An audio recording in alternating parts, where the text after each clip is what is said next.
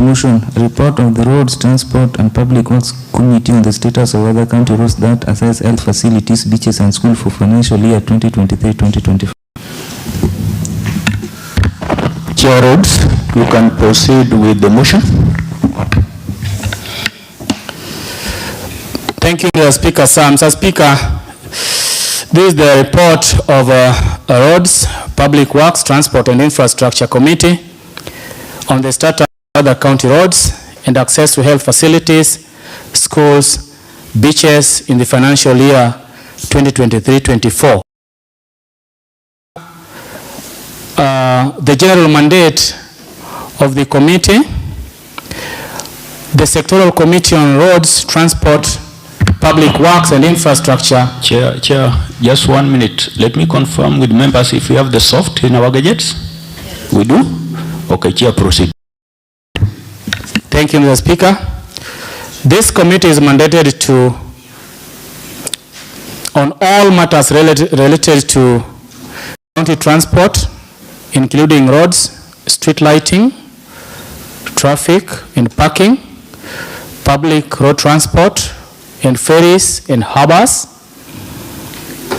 excluding the regulation of international and national shipping and matters related thereto, county public works and services, including housing works, stormwater management system in the built-up areas, electricity and gas reticulation and energy regulation, firefighting services, and disaster management. The specific mandate of this committee on this matter, Mr. Speaker, the committee was mandated by this House to carry out a fact-finding mission and report on the implementation and status of other county roads and access to health facilities, schools, and beaches for the financial year 2022-23-24. Mr. Speaker, the sectoral committee on transport and infrastructure wishes to sincerely thank the Office of the Speaker and the Clerk of the County Assembly for the support accorded to it during the exercise. The chairperson takes this opportunity to thank the committee members for their input and valuable contributions during deliberations and report writing exercise. The committee is grateful to the staff of the County Assembly attached to the committee for services rendered to the committee. Their effort and input made the work of the committee and the production of this report possible. It is therefore my pleasant duty and privilege on behalf of the Sectoral Committee on Roads, Public Works, Transport and Infrastructure to present the report on the status of the county roads and access to health facilities, schools and beaches in the financial year 2023-24. Mr. Speaker, for introduction purposes, a road means an open way for vehicles, persons and animals. In modern usage, the term road describes a rural, lesser traveled way, while the word streets denotes an urban roadway. Highway refers to major rural travel way. More recently, it has been used for a road in either a rural or urban area where points of entrance and exit for traffic are limited and controlled. County roads means a roadway under the direction, control and management of the county, including 1, a developed road on which improvements such as grading or surfacing have been made for the purpose of public access, and including any including bridges, roads, and any structure incidental to a public road. And number 2, surveyed road allowance or road plan.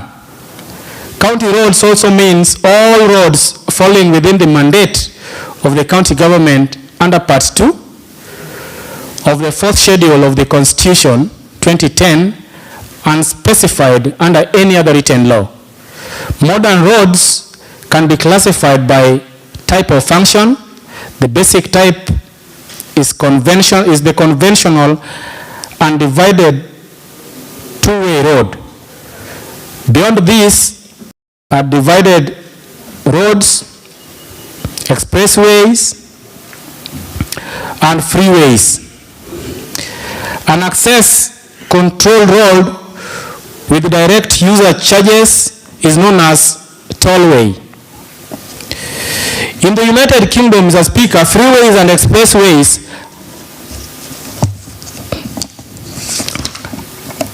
are referred functional road types. Local streets which serve only adjacent properties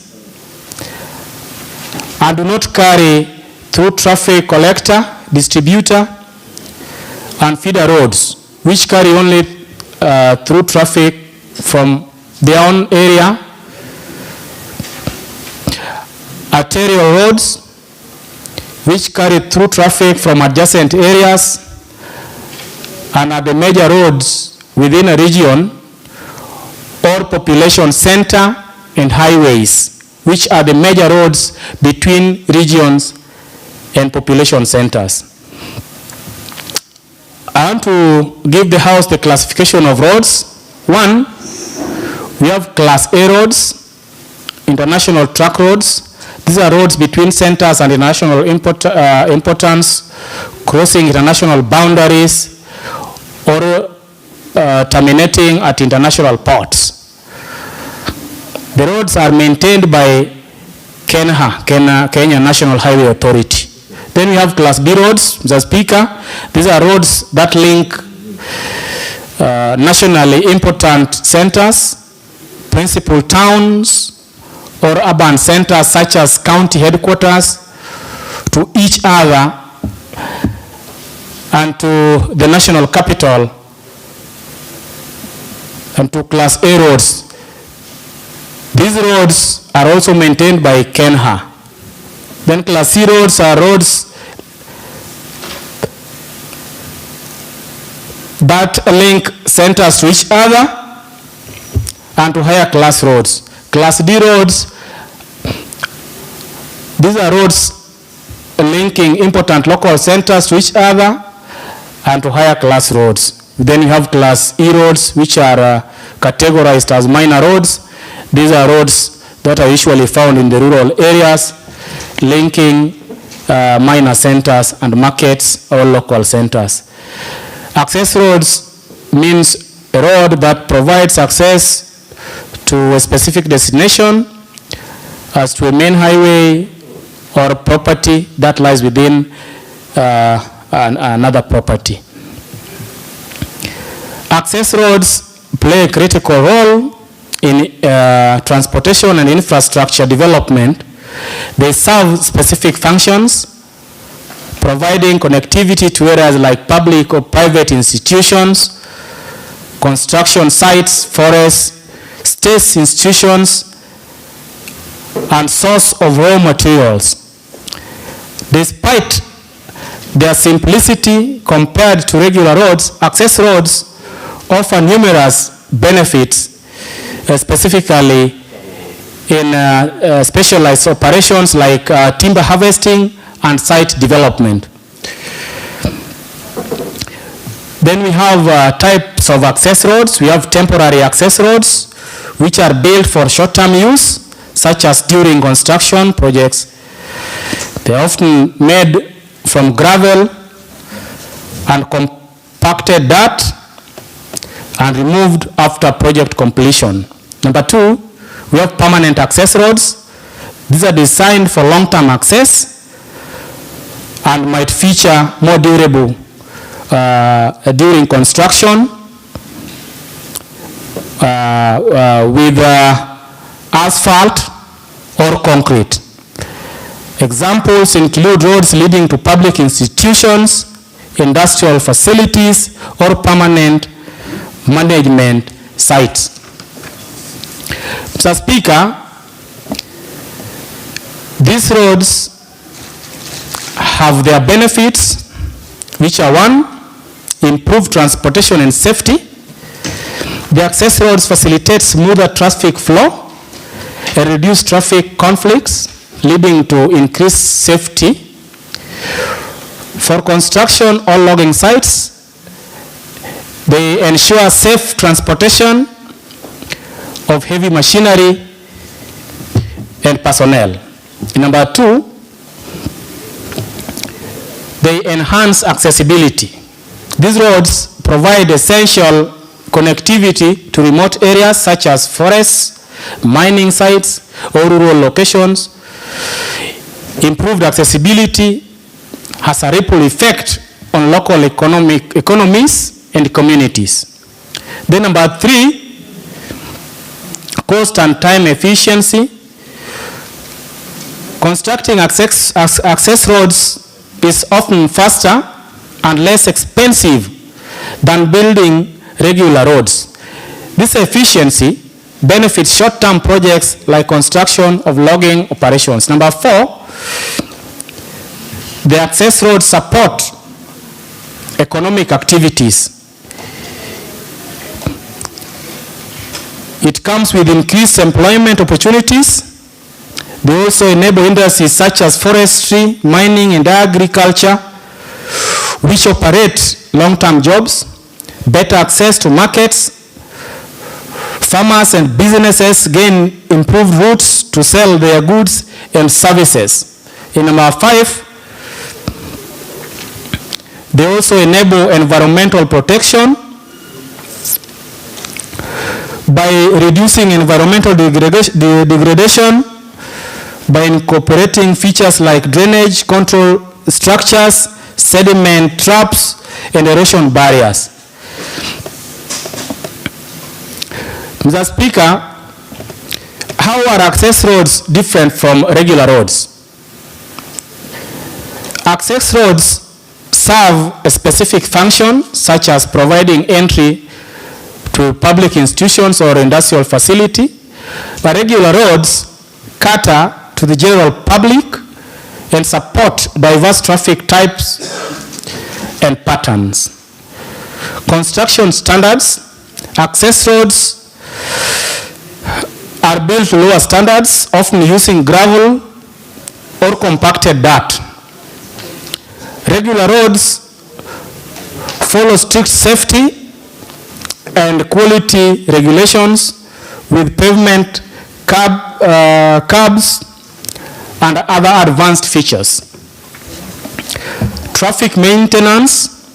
Access roads typically handle light, specialized traffic such as construction vehicles or logging trucks.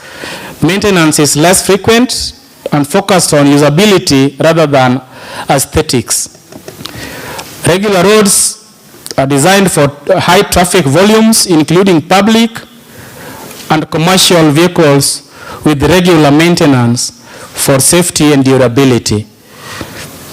On the environmental impact, access roads prioritize minimizing disruption to natural landscapes, with regular roads balance environmental considerations with broader infrastructure needs.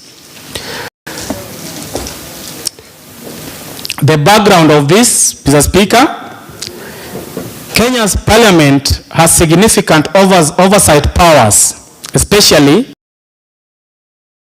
of the 2010 Constitution, which devolved powers and created a stronger system of checks and balances. Parliamentary committees actively question government officials and of public resources.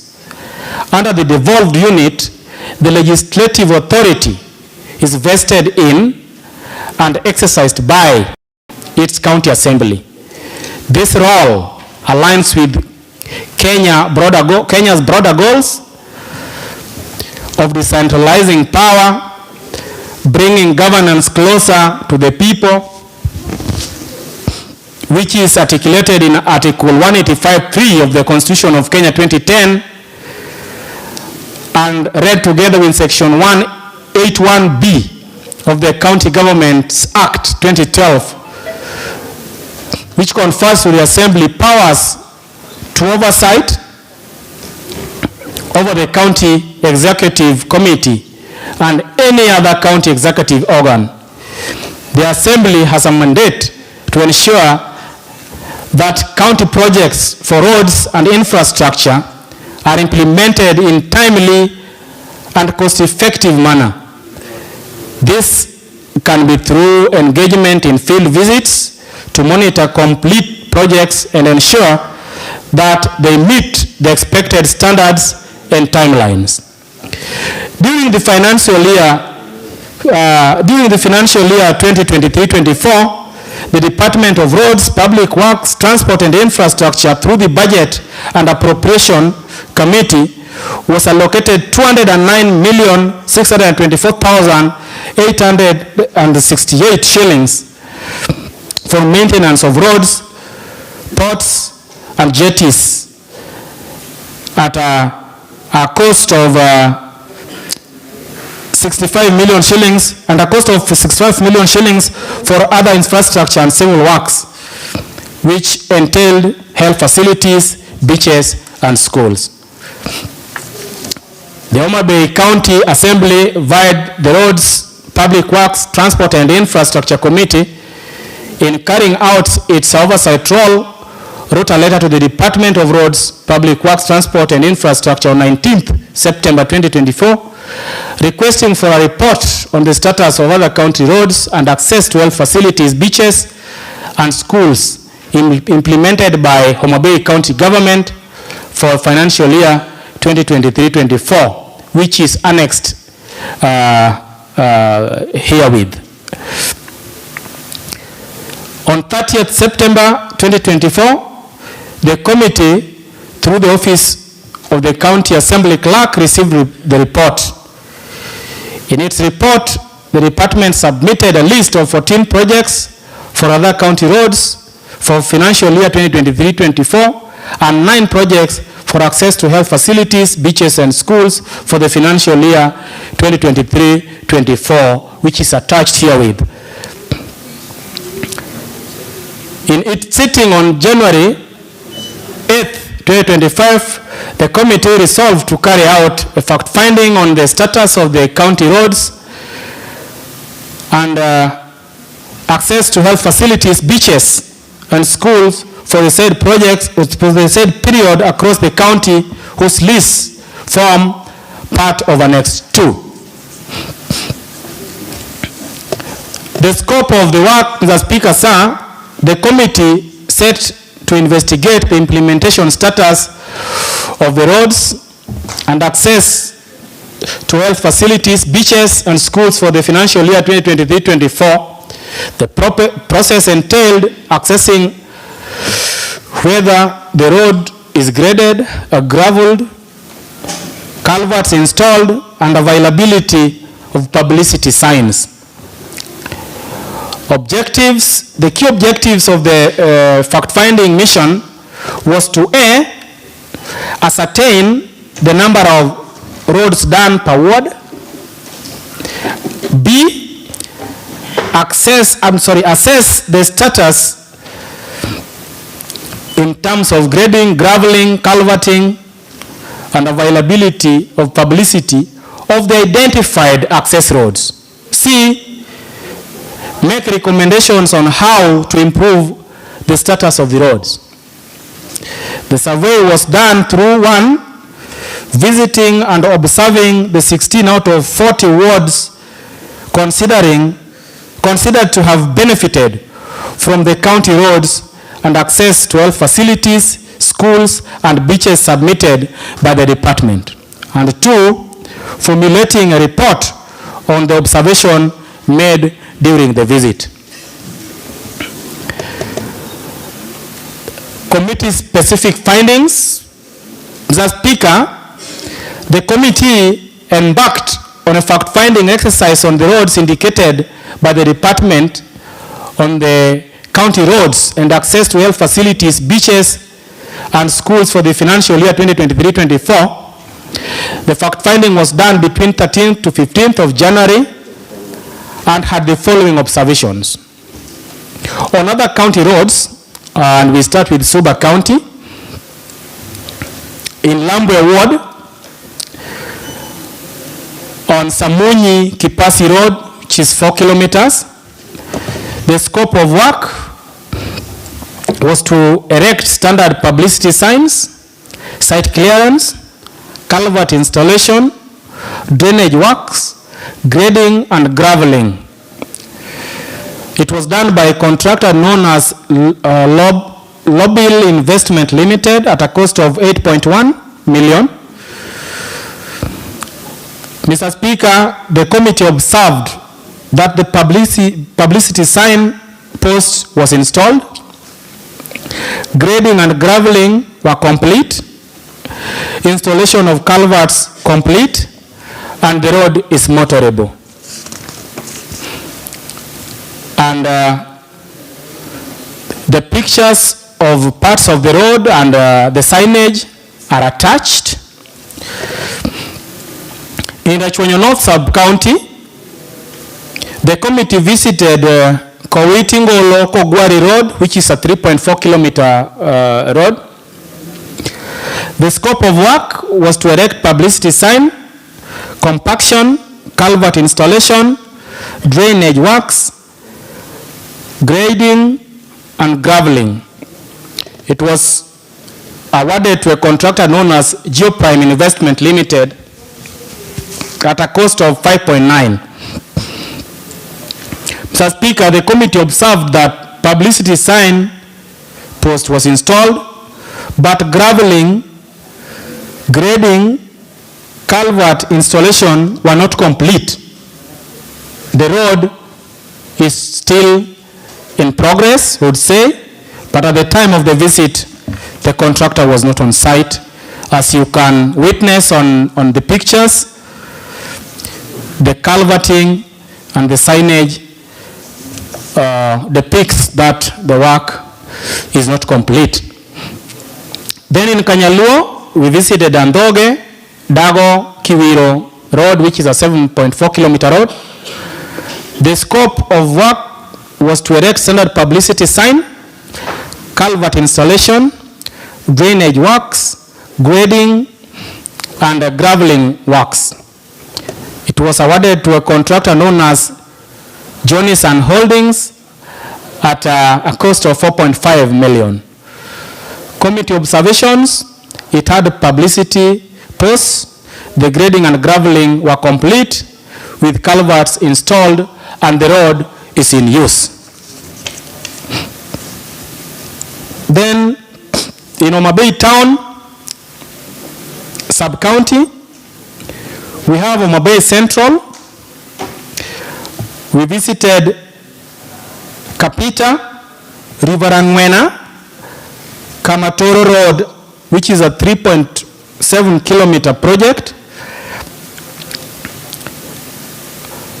The scope of work was to erect standard publicity signs, earthworks, excavation, and fill for structure, culvert and drainage works, and grading works, Mr. Speaker. It was awarded to Lavin Contractors Limited at 9 million shillings. The committee observed that publicity posts were installed, grading and graveling were complete, installation of culverts were also complete, and the road is in proper use. And you can view pictures attached here with Mr. Speaker. Then we also visited Rachwenyo South Sub-County, Mr. Speaker. We visited Opondo Nyandiwa Wach Road, which is a 3.1 kilometer road. The scope of works that was supposed to be done on the road were to erect standard publicity sign, culverting, drainage works, grading and graveling, Mr. Speaker. It was awarded to Kombero Building at 4.5 million, and the committee observed that the publicity signposts were installed, as can also be observed on the picture. Grading and graveling complete, culverts installed, and the road is in use, and also pictures attached herewith, which is a 5-kilometer road. Were done, and installation of culverts were complete, and the road is in use. Mr. Speaker.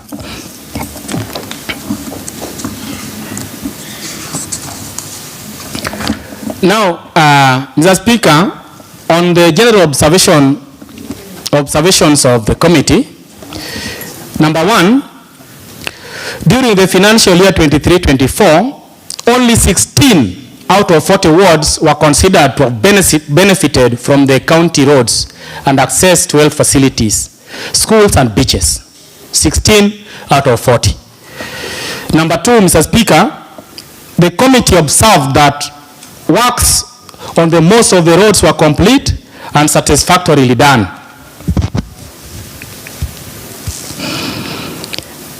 There was complete grading and graveling and most of the culverts installed. However, there are few of those works in progress or abandoned cases. Case in point, Kowitingolo Road in North Karachuonyo, which I personally visited. And there is also Ongoro Center, Odino Health Center Access Road, which is 2.6 kilometers in Kabondo West. The road project stalled before installation of a 4-line culverts. The culverts were not done on that road, Mr. Speaker. And on Pala Health Center Access Road, which is a 2-kilometer road in Kabondo East, the road project stalled before installation of 4 culverts and drainage works and signage. It has no signage. So these are cases which were observed. Number 3, Mr. Speaker, the committee observed that there is a lot of vandalization on the signages. That disrupted the visibility or location of the project. There are a lot of vandalization and defacing of the signages. Number 4, Mr. Speaker, as much as work on the visited roads were progressing well, the committee noted poor road networks. Again, most of the roads are in deplorable state. This brings on board issue of development and management or rehabilitation of the county roads. Even as we were walking around, we discovered so many bad roads in the county, Mr. Speaker. So, the committee recommends as follows. 1, that the Department of Roads, Transport, Public Works and Infrastructure should increase the number of other road projects for equitable distribution across the county so as to ensure equity to all residents of Homa Bay County. Number 2,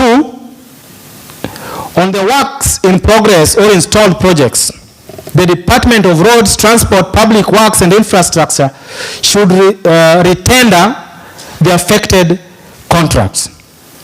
Number 3, Mr. Speaker, the department should carry out community sensitization and awareness creation on road projects. More so, vandalization of signage. Equally, the county government should work towards domesticating policies guarding vandalization and or develop a policy to that effect. In addition, the county government should strive to enforce the existing National Vandalization Policies Act. Number 4, the county government should develop an act and enact a legislation providing for the development and management of county roads. Number 5, the road inspection personnel in the department and the county monitoring and evaluation unit should improve on project supervision.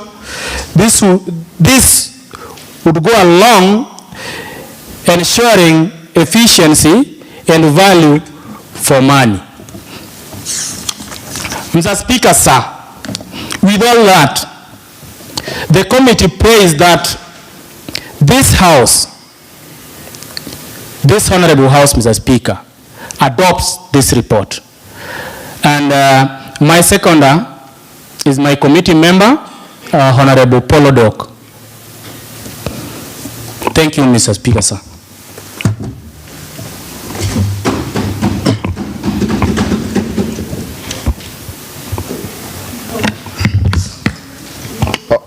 Thank you, Honorable Speaker. From the onset, I rise to second and support the adoption of the report by this Honorable House, Honorable Speaker. It's worth noting that we went out for a 3-day fact-finding as the Roads Committee. We visited 16 wards that had benefited from the above access roads to beaches, to hospitals and schools. We had a very committed team. We checked on the number of roads that were done by the county. We checked on the status of the projects that were done and made several recommendations on the best way on the stalled projects that were still yet to be completed. Honorable Speaker, as I support and second the report, I would urge the Department of Roads to ensure that we have equitable share of the access roads or other roads so that all the 40 wards within Homa Bay County can benefit. Otherwise, I second and support the adoption of the report. Thank you.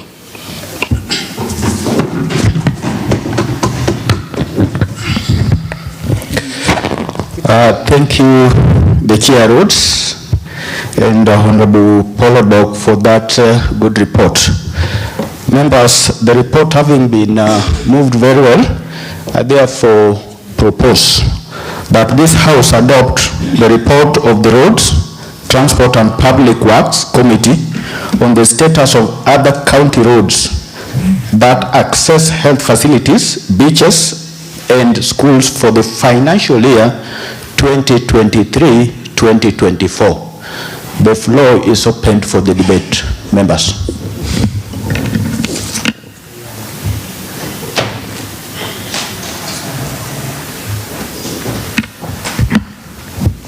So let's start. I can see Honorable Nicholas Sowaka with a nice smile in the morning. You can start the floor.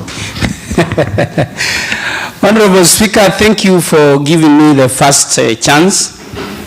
Honorable Speaker, I'm a member of Roads Committee and I want to start by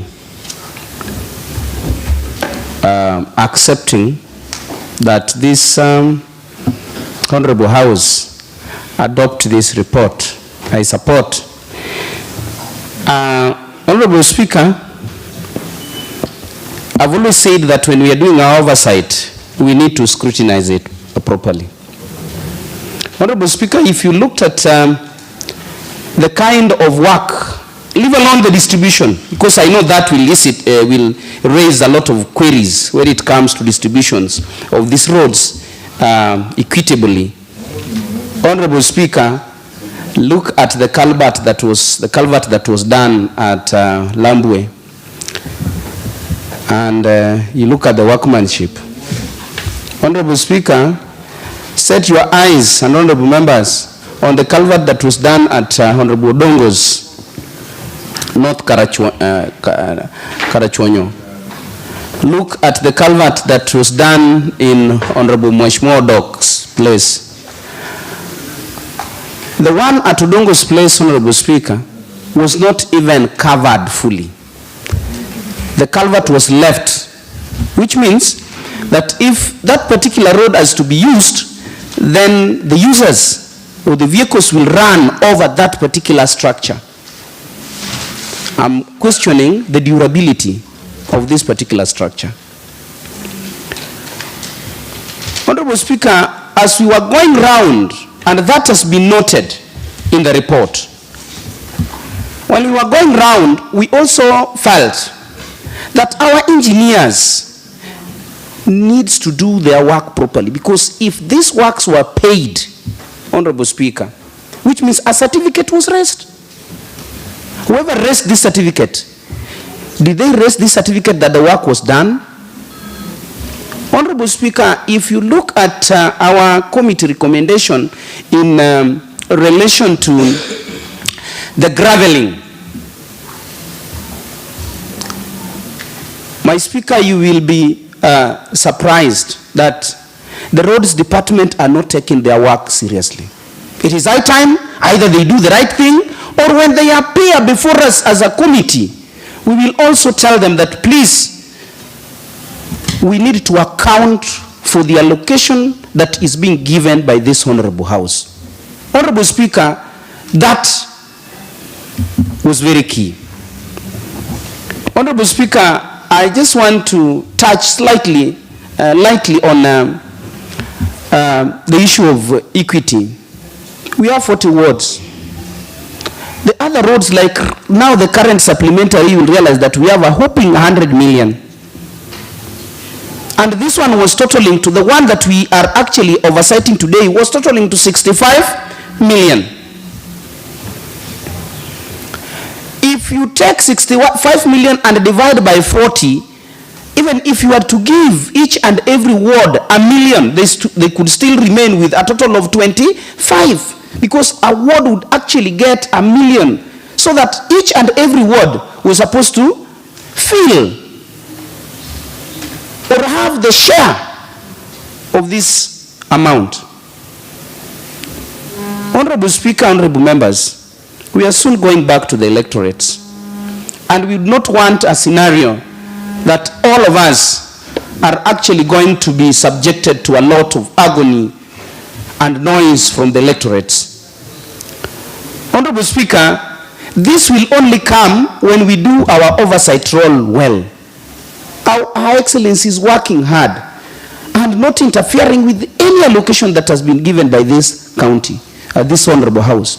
But now the departments that are actually implementing this must be serious. Honorable Speaker, they must. Because if that is not done, then we will have a problem. Honorable Speaker, I've just looked at the rate at which our electorates are annoyed with our faces on the billboard, on the sign post. I'm wondering if it continue like this, whether they will elect us, because if they just get annoyed, and they, in fact, Honorable Speaker, if you set your eyes on how some of our faces are actually worked on those, you will be surprised whether these people, they still need us in the society, or even if you just greet one, they will either box you. Because what is the fight with this signage? Some of us are being rubbed like, hey, they don't want to see even a coat or even a tie, Honorable Speaker. I'm wondering whether this sensitization that we were talking about, that even if you sensitize them, is this person a witch or what? And this is happening in some specific wards, because it is not all over. We went round in the 16 wards. Some wards we just found, like the one for Susan here, was just, Honorable Susan, was just okay. But now when you go to the other wards, hey, my friend, I'm wondering whether it is going to continue like this. Honorable Speaker, we are doing good work for the electorates. And my good Speaker, electorates are also supposed to be considerate and give us room to serve them. When a signage has been actually erected in a given road, it shows that one, there is an amount that has been used there. There is the body that is working on that road is actually being portrayed, so that we don't have that duplication of what? Of work and even resources by the national government. I wonder why they do that. Honorable Speaker, another area that you can even laugh, Honorable Speaker. I've decided to give money through my representation role in this assembly for an access road. Then the same community that is being served, this one we saw in one of the roads, somebody just decided to block the drainage. They just blocked the drainage. The drainage was there, but now they are deciding to come up with artificial passage or access. That cannot be called culvert.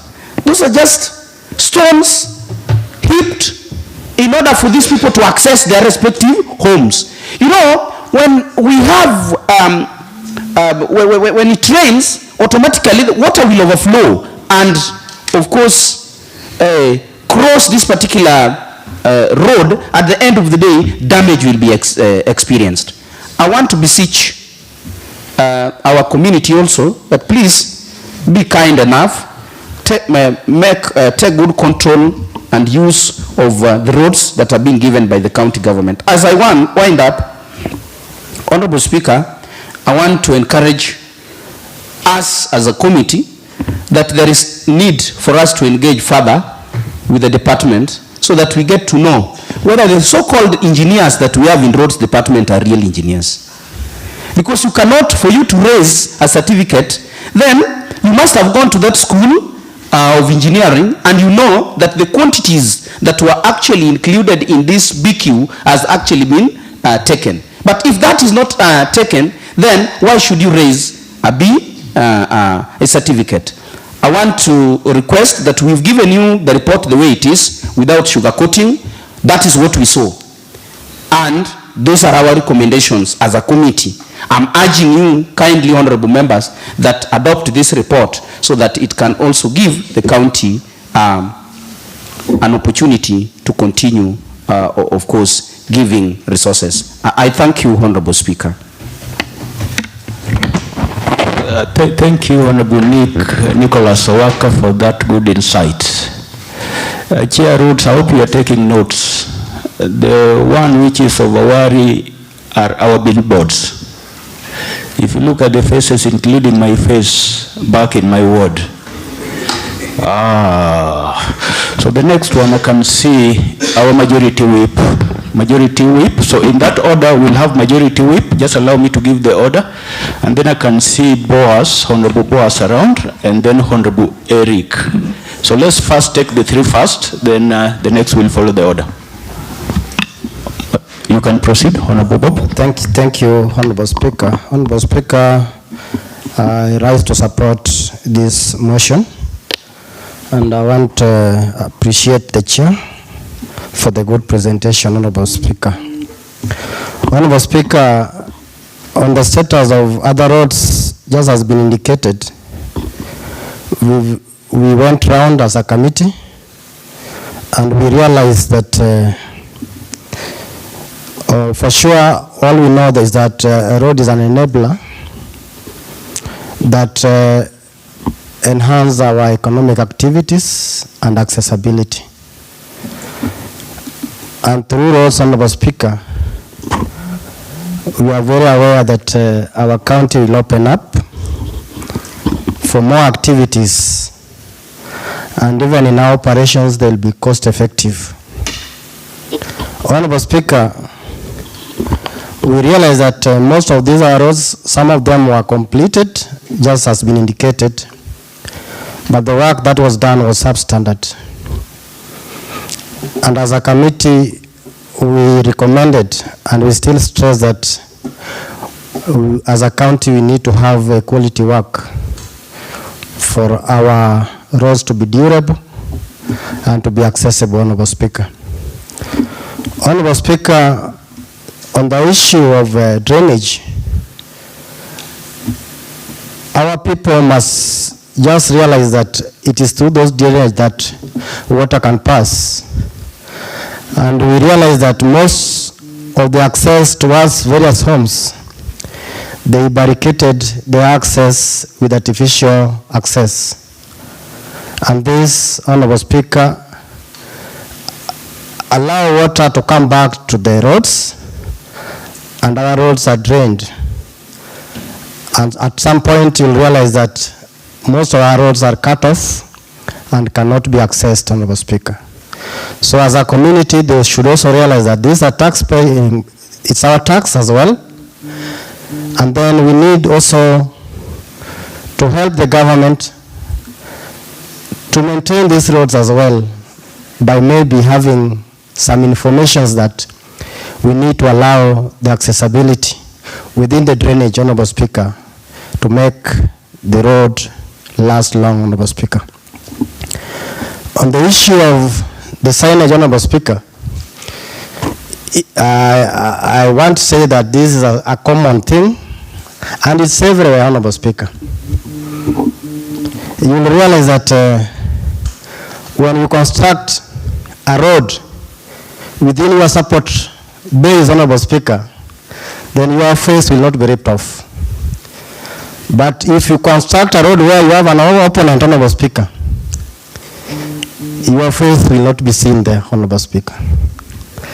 So I also state that we must have a policy that can hinder this. And as the honorable members as well, we must also put some measures. As myself, I have put some measures now that whenever this is found within a signage, then we must find out who is doing this. And most of them are these border operators, Honorable Speaker. They are used by our opponents. They go, they rip off your head. They leave the image of the governor. And I don't know what they're trying to imply, Honorable Speaker. So it's one thing that we must come out as members, because through this signage, there's an indication, just has been said, that before we were having a lot of duplications, whereby the national government will come and say that that road is constructed by the national government. So there are a lot of conflicts within.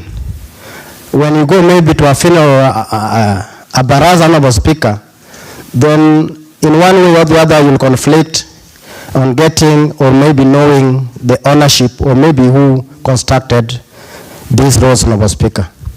So as this House and as the honorable members, we must come out on this, and we ensure that we curb the issue of vandalism, Honorable Speaker, on the signage. There's a lot of hatred within, for the working MCAs, so from the opponents, Honorable Speaker. Honorable Speaker, we want to say that as a county, we must have equity. And when we are budgeting, Honorable Speaker, we budget for the whole county. It has been indicated that only 16 wards out of the 40 wards benefited from this. And going forward, Honorable Speaker, because we know what we are budgeting for as a county, we must see that other wards also benefit, such that we can also move in uniform as a county, Honorable Speaker. With all those, I want to implore members that let us adopt this report such that we can have changes going forward. I support. Thank you. Thank you very much, Majority Whip. So, boss, you take the floor. Thank you, Honorable Speaker. Honorable Speaker, first allow me to congratulate the Committee of Roads. I was not a member by the time this fact-finding was done, but I happened to be a member or co-opted during the report writing. And currently, Honorable Speaker, I'm a member to this great committee, Honorable Speaker. Honorable Speaker, allow me also to say the following about the report and also the road works that is going on across our county, Honorable Speaker. Honorable Speaker, it's very, very important to realize that in comparing or in comparison to what was done in the previous government, Honorable Speaker, it is great that in Kabuoch North Ward, all the roads that have been started by the country are complete, Honorable Speaker. It is at times you'll find that there is maybe some percentage, maybe 5–10% that is not yet done to the expectation, Honorable Speaker. But truth be said, Honorable Speaker, this is a great opposite of what we had previously, Honorable Speaker. We had a situation where roads were being opened, and after opening, they were left like that, Honorable Speaker. Today, most of the roads, at least there is something that is done and they are passable, Honorable Speaker. There are some challenges, as have been put by my colleagues, but still there is room for improvement, Honorable Speaker. Honorable Speaker, one great thing that we as a House, and I think these are also raised in the Roads Committee, is that we have to engage our technical team, especially the engineers, Honorable Speaker. Why do I say so, Honorable Speaker? There is a great variance, especially in item quotations or what the engineers gives as an estimate, Honorable Speaker. So our engineers need to be engaged, Honorable Speaker, so that they need not, or generally they need to be very serious when they are drawing up their BQs, not giving glaring, open discrepancies that can be questionable, Honorable Speaker. Honorable Speaker, we quite know that Kabuoch North and Kologi are neighboring, and most of them are in clay soil, and there is no big difference in terms of soil type, and therefore a situation where two BQs are given, one for Kologi and one for Kabuoch, and then you find a clear or a big variance in the quotation of an item, maybe for culverts or maram, then it tells that maybe somebody was not serious or there's something that cannot be explained, Honorable Speaker. Honorable Speaker, I have heard, and it is true, there are some words that got a consideration for these additional projects. Honorable Speaker, as a House, and this is something that I've always talked of, and it is true, and as leaders, we need to be taking care, not only the people of North Kabuoch that I represent, but the people of Homa Bay County, Honorable Speaker. Honorable Speaker, North Kabuoch is a ward that by the time I was being elected, out of 31 polling stations are schools. Out of the 31, 17 schools had not seen anything, whether it is opened or what, it was bush to the school. Completely there was no road, Honorable Speaker. Honorable Speaker, these are areas that even if we were to say that only we get to consider what is allocated for ward-based, then it means even in 10 years to come, this area or North Kabuoch was still not to get, some of its schools were not to be accessible, Honorable Speaker. And therefore, I just request my colleagues that some of these cases are understandable because of the vastness or the large wards, Honorable Speaker. Honorable Speaker, we had 6 in Kabuoch. We have 6 health centers. None of the health centers are accessible by road, except Magina Health Center, that a road was opened as per the report, Honorable Speaker. And therefore, I just request that we give an understanding on some of these considerations that the executive get to make, because some of them are just embarrassing. So when maybe the governor visits these areas, she just have to do something because it is an embarrassment, Honorable Speaker. Honorable Speaker, there is also it's also important that the executive gets to consider seasons. There are some areas or there are some periods of the year that when these roads are done, then quality cannot be achieved, Honorable Speaker. Most of our contractors, we are aware, tend to rush to our roads during the rainy season, knowing very well that after the rains, they will have an excuse that I did it, but maybe the floods swept the Maram, and therefore it's very important that we get to consider the timing of doing our road projects. It should be during the dry season and nothing else, Honorable Speaker. Honorable Speaker, lastly, I want to speak on this issue of defacing of billboards. Honorable Speaker, these people that we make roads for, or the communities that get to have these projects, don't deface these billboards. It is individuals. And it's so unfortunate that even us, colleagues, get even to pay these people who are doing this, Honorable Speaker. Honorable Speaker, you can remove boas from North Kabuachi.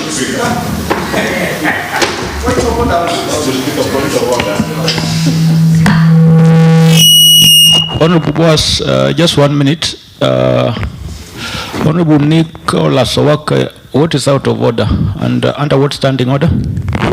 Honorable Speaker, this is serious. I'm rising under standing order number 87. And Honorable Speaker,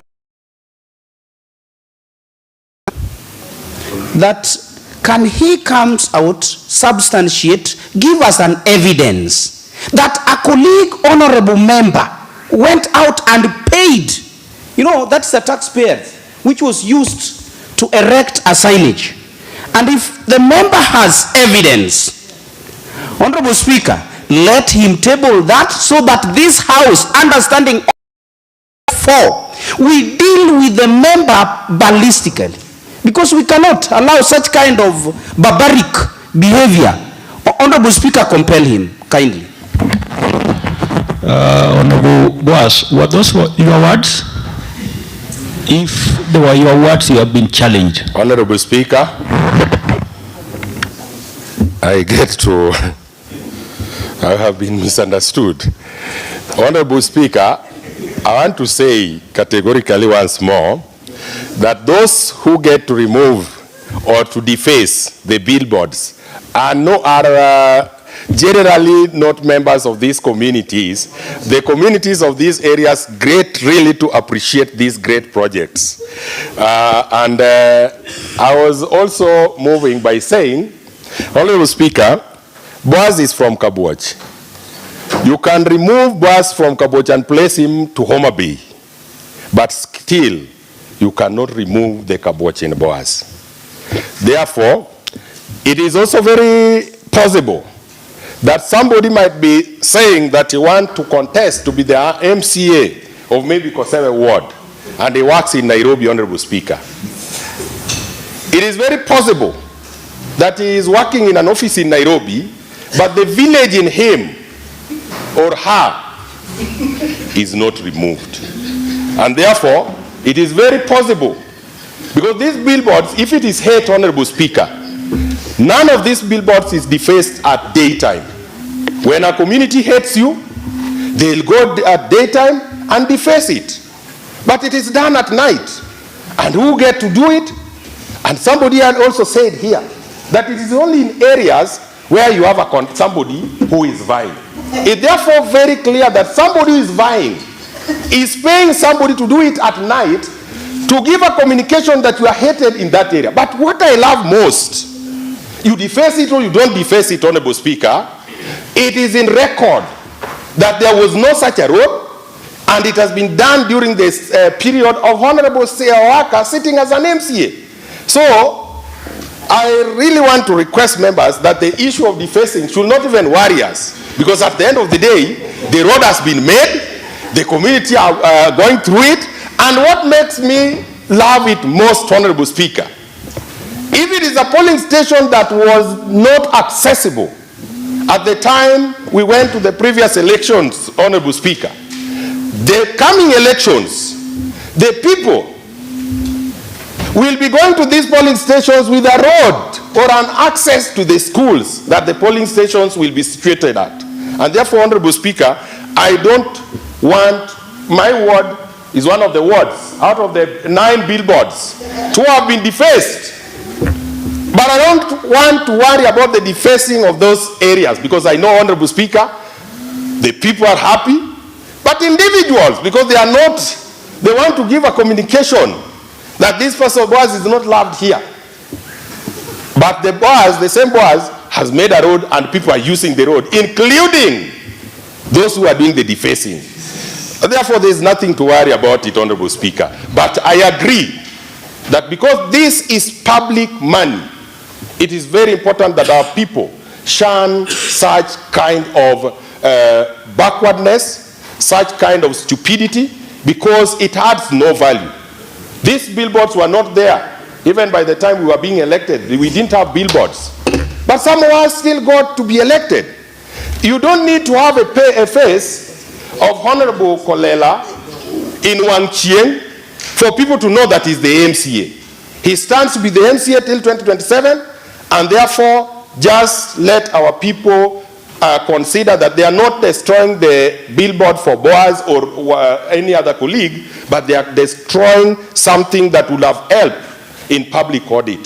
The main reason why these things were brought by Our Excellency the Governor, Honorable Speaker, we had a situation of duplication where the county comes and makes a road after or immediately after another unit, maybe Kera, gets to consider the same road for repair. So there was duplication, Honorable Speaker. Honorable Speaker, I thank you and I support the report.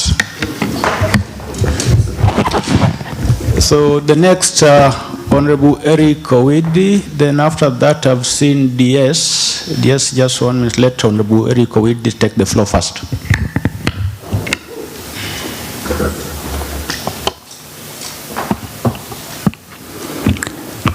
Thank you, Honorable Speaker, for giving me this time for me also to contribute something. From the onset, Honorable Speaker, I want to support the adoption of this report, Honorable Speaker, and I want to also congratulate my chair, Honorable Victor, for a very detailed report on the status of the road project. Honorable Speaker, the department, that's the Department of Road, is a very, very important department, because you realize that in all the essential services that are being given to our people, all of them, they are pegged to road department.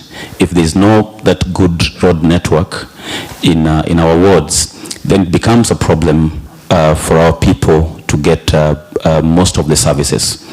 Honorable Speaker, allow me to just make a few comments on some of the areas in the report, Honorable Speaker. Number one area I want to mention is from the report, Honorable Speaker.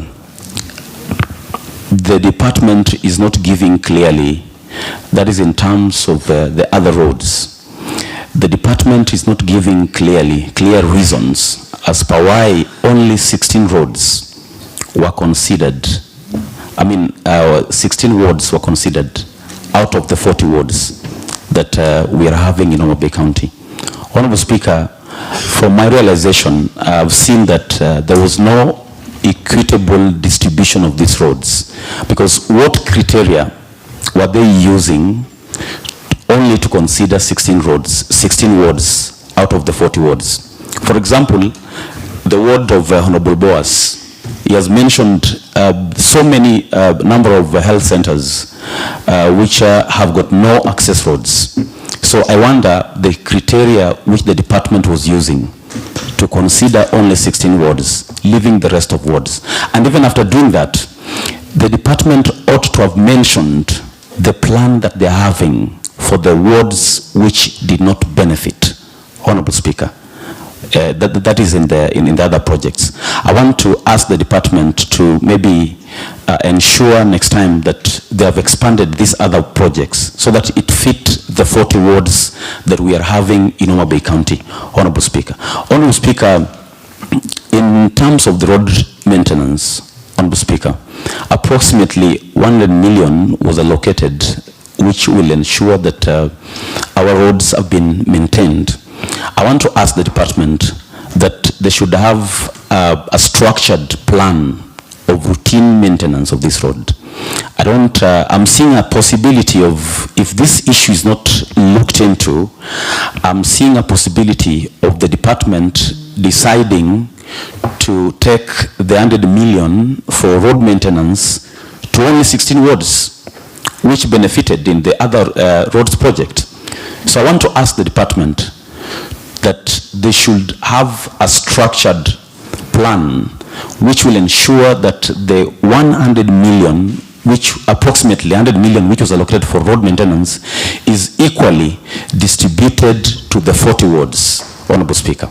Honorable Speaker, when a road project is being issued, or the contract is being issued, there's this thing we call the scope of work. You know, like a document that is describing how that road should be done. That is the size of the road, the number of the culverts that the road should be having, and the quality of the culverts which should be there in that road. I wonder why would the engineers doing the supervision do a certificate for a contractor, certificate of completion, and this contractor is being paid while the road is not done to, the road is not done to the point where it was supposed to be done.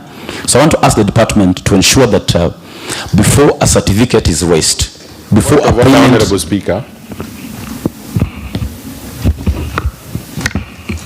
Honorable Eric, just 1 minute. Honorable Boas, what is out of order? Honorable Speaker, during our report writing... Under what standing order? Standing order 87. Proceed. During the report writing, it is true, there are roads that were incomplete. But it is also true that during the report writing, none of these roads that were incomplete were indicated to have been paid, Honorable Speaker. So I don't think it should go on record from my colleague that there are roads that were incomplete and were paid for, Honorable Speaker. There are those that we had certificates raised, so I think the question should be on raising on certificates on incomplete, but most of them were not paid yet, Honorable Speaker. Honorable Eric, I hope you've noted that concern from a member of the committee. Thank you, Honorable Speaker. I've taken the challenge, but I want to maybe put clarity on what I was trying to say, Honorable Speaker. Honorable Speaker, when a certificate is raised on a project, is more or less the same like paying the project. My question to the department was, why will the department allow the certificate for payment to be raised on a project where either it has not been completed or the work has been done shadowy? For example, the ward of Honorable Tony Otheo, there's a road there which was paid in his ward, and the road was not done up to the standard, Honorable Speaker. So the member of the committee, Honorable Boas, maybe was not keen to go through the project that they were working on. Because what I'm saying is, it has been clearly, it is what is on the ground, Honorable Speaker. I'm just asking the department to ensure that before a certificate of payment is raised, they should ensure that either the work has been done up to the standard or the work has been completed. Honorable Speaker, lastly, I want to ask that we, honorable members of this House, roads is a very, very important department and should be given a lot of priority. And we really need to be very sober when we're discussing this matter, because it is where the re-election of all the members is guaranteed. You realize that when the members were campaigning, most of us promised that they will improve the roads in our wards.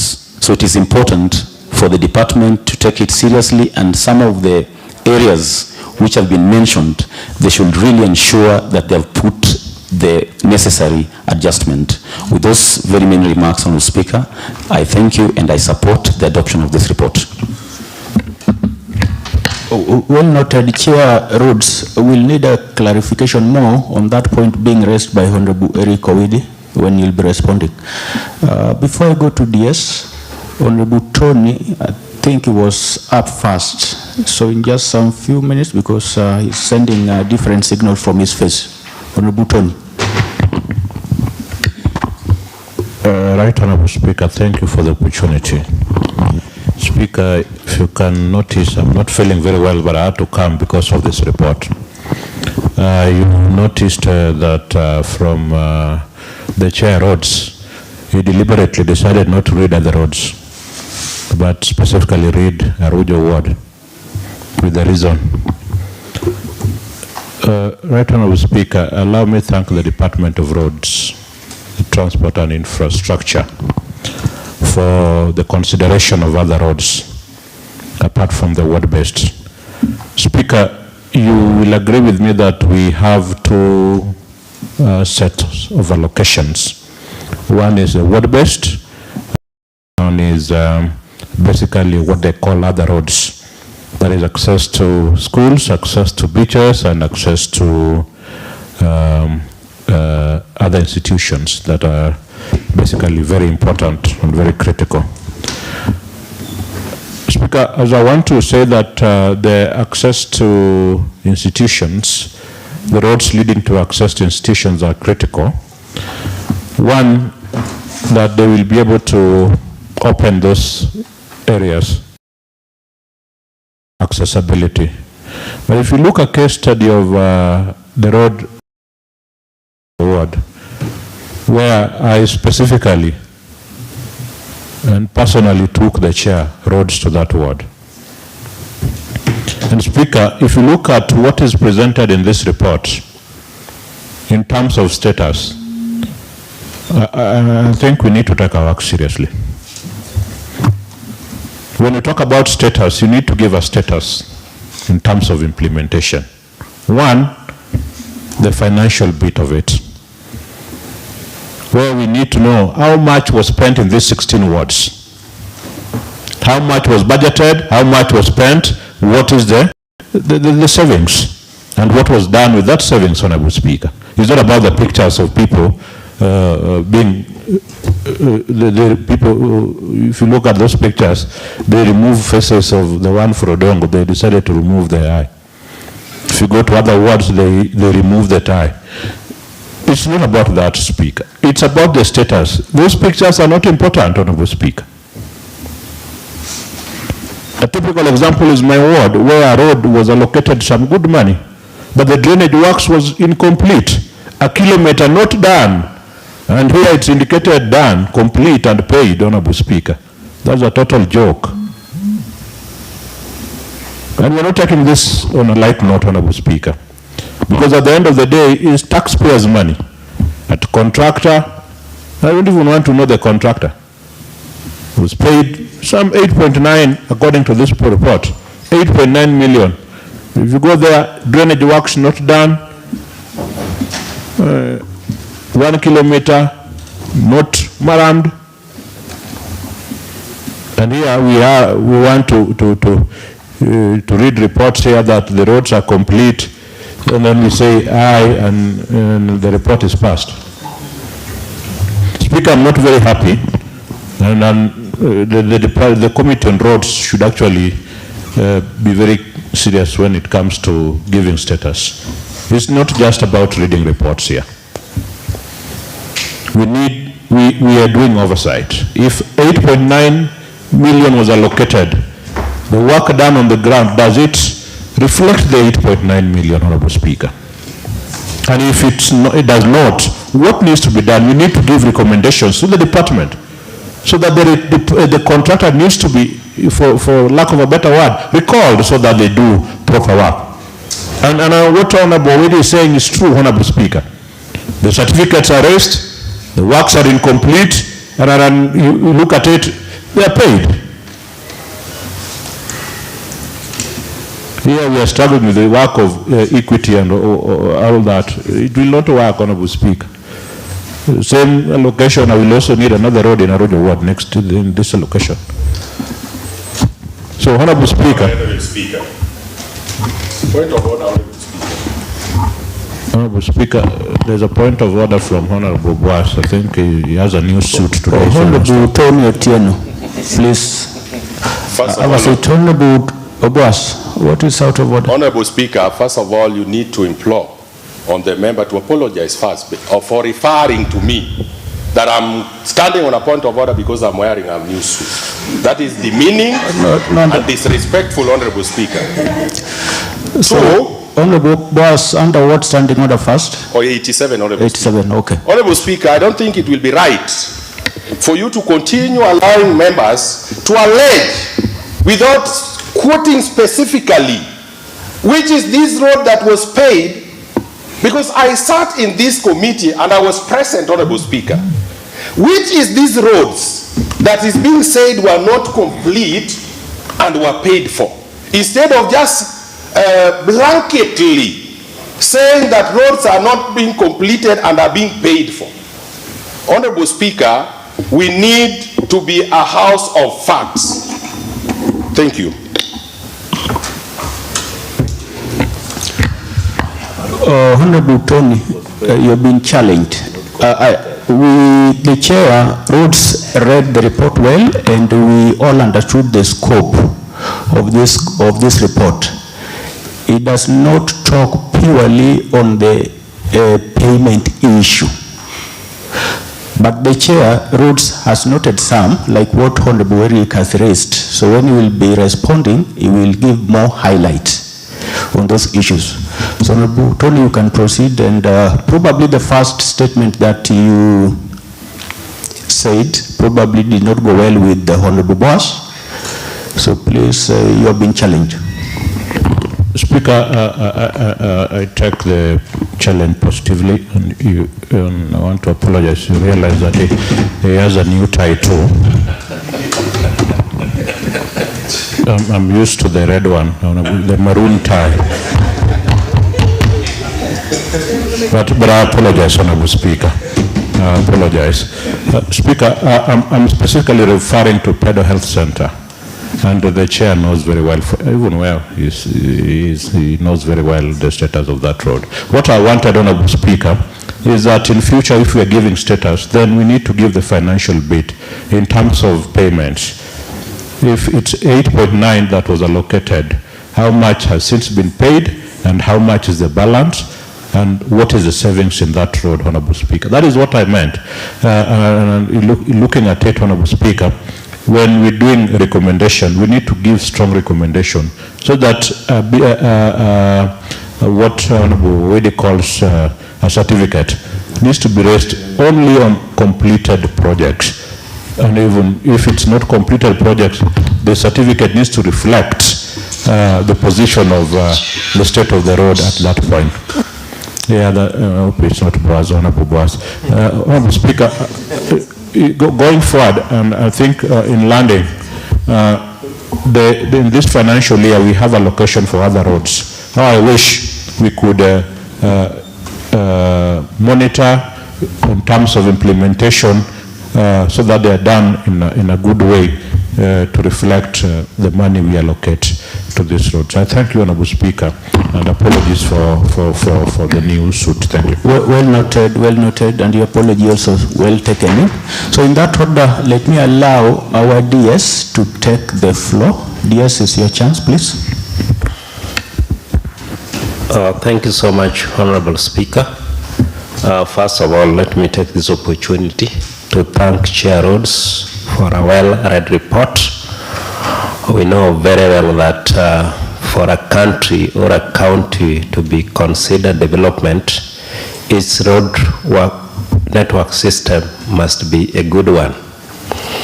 As a government of Homa Bay County, it is true that the government has been trying to ensure that we have access roads in our wards, but due to inadequacy of resources, we are not yet there. But I believe with the good policies, the roadwork system in our county will improve. What I want to say that before any road construction is done, it would be important for our engineers to make good BQs that could be fulfilled with the amount of money which is being allocated for each road. If this one is properly done, we'll ensure that we have got proper drainage system, because a road can only last if it has got good drainage system. When we have ditching done properly, considering backsloping, insloping, putting culverts which are qualitative at a considerable intervals. So I implore that our engineers should do good things so that quality work is achieved. Because when we have access roads to schools, this one will motivate children to go to school. When we have access roads to our beaches, this will ensure that fish is transported to market at the right time. So fishermen will not run at a loss. Our good farmers in Ndewa will be in a position to ensure that their farm products are transported to market. Another thing that I would advocate for, we still have so many access roads which has not been opened in our villages, in our wards. So I'm imploring the department that even before these roads are being opened, to reduce conflict between members of the community, they as a department should regularly go into these places and remind the public where these access roads are. Another thing that I would want to be considered properly, there are some roads which were done in 2022-2023 financial report, and to date, the members of PMC has not been paid. So I'm challenging the department through our chair of roads, kindly take this matter to ensure that these PMC members are paid.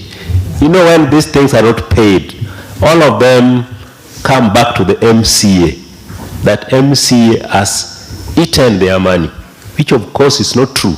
So I appeal that the PMCs whose roads have been paid should also be paid, so that they feel that they did something reasonable for this county. Otherwise, I support the adoption of this report. Thank you, Honorable Speaker.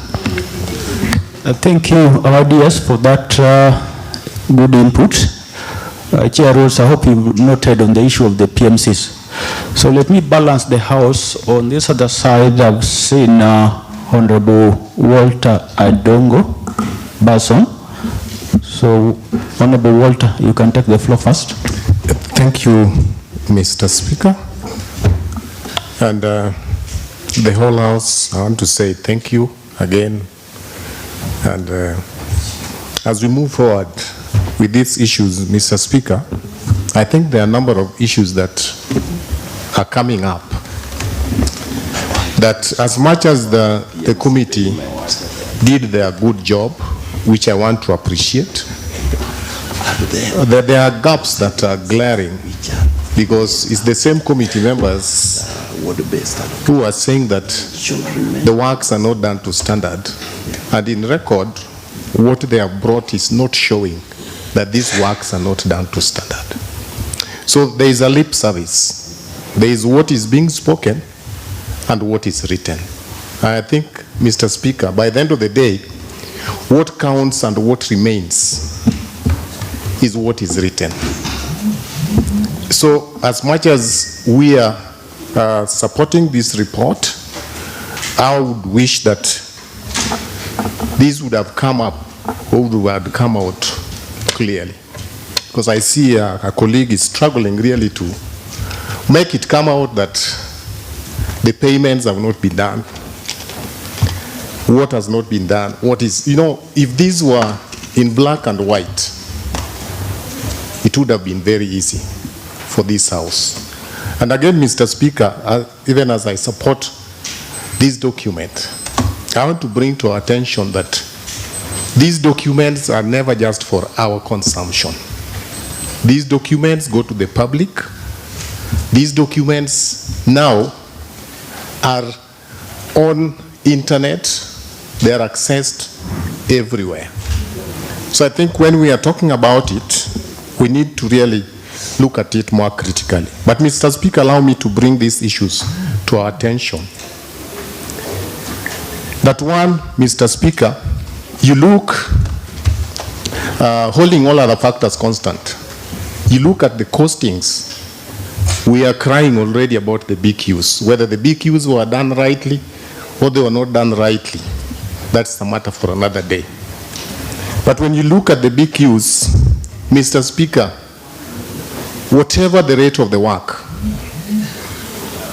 that there is a road, a 4-kilometer road, done at 8 million. Mr. Speaker, it's deplorable. And then there's another road, 3.7 kilometers, done at 9 million. We are talking about equity here. Other than the other wards not receiving, which is also another case, because like my ward, I gave a name of a health center which is not accessible today because of deplorable state of the road. It was not included.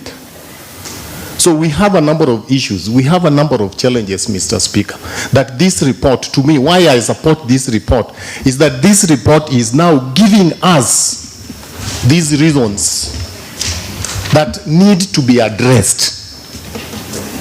Otherwise, Mr. Speaker, if it was not for that, then I would personally say I am not supporting this document. But because it is giving us these glaring points that need to be taken care of, Mr. Speaker, I'll support this report 1,001 times. But as you look at those costings, because somebody has already faulted our engineers, and we are looking for facts. You know, we cannot fault them without looking at facts. Can we have these engineers tell us why one road is costing 2 million shillings per kilometer, rough road, and another one is costing, is costing 600,000. What is the parity? What's the difference? What are we addressing with this type of arrangement, Mr. Speaker? I would really wish that if we are considering all factors, then as a team and as an assembly, we need to be very serious about these issues. Mr. Speaker, again, there is this issue that is a thorn in our flesh as an assembly. It comes nearly from all departments. Vandalization. Now here, as members of the county assembly, we're only keen because we have been defaced. But you go to the Department of Water, you find there is a lot of vandalization. This issue has come over and again. And each committee is like always recommending that a policy be done.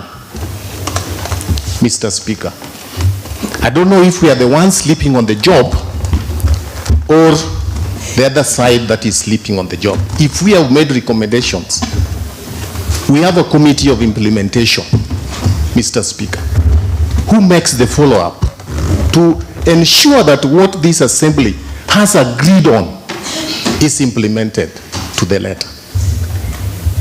The issue of vandalization, the issue has come up. I think this can be proven. Even if you go back to the Hansard, you'll find that over and again, whenever there is a report and there is issue of vandalization, the recommendation of the committee is that a policy should be put in place. Now, as elected members, our worry is only that we have been defaced.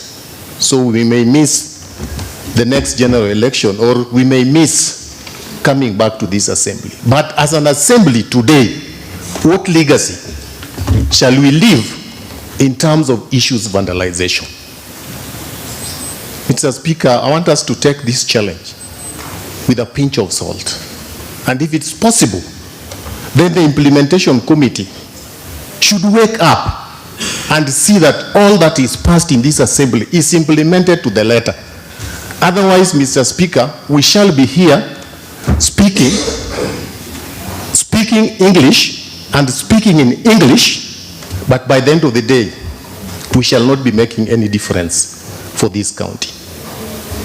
Mr. Speaker, allow me also bring this to our attention that we are saying there are 14 projects, 14 wards that had projects. 16. And by the end of the day, we had 16 projects.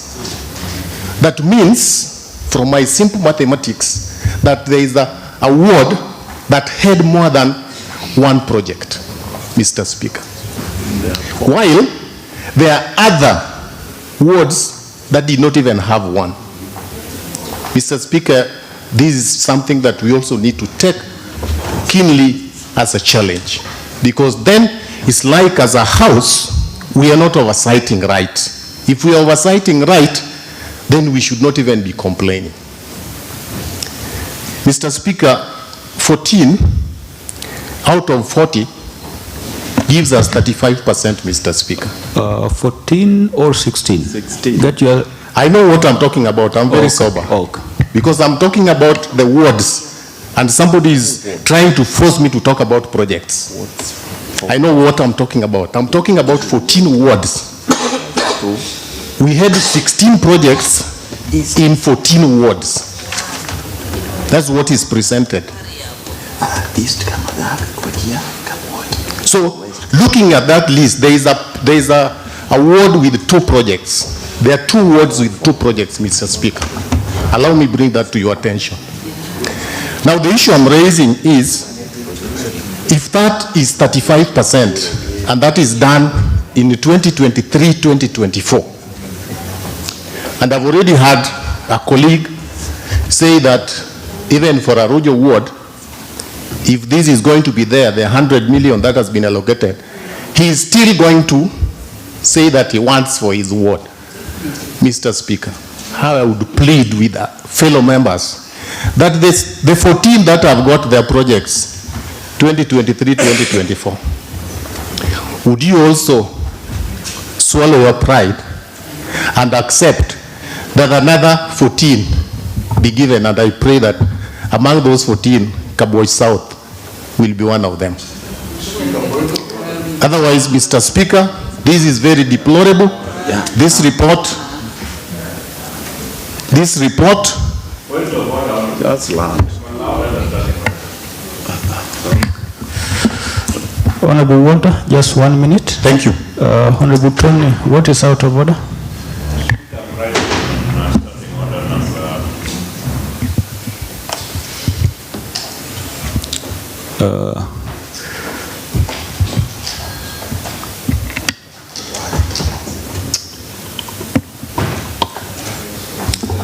So you are on? Speaker, I'm rising on standing order number 87. The report categorically says 16 wards.